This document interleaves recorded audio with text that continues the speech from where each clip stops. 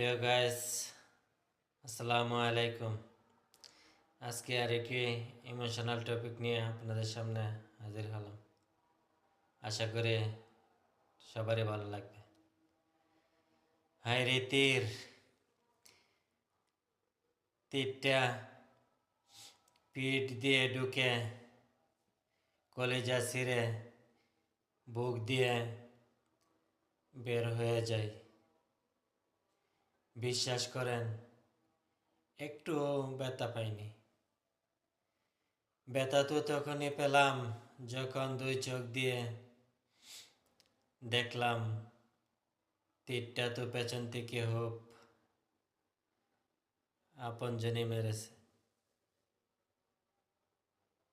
এটার নামে আপনজন, এটাই কষ্ট, আর কিছু না। ধন্যবাদ সবাইকে। টপিকটি ভালো লাগলে অবশ্যই লাইক ও কমেন্ট করবেন। ধন্যবাদ সবাইকে।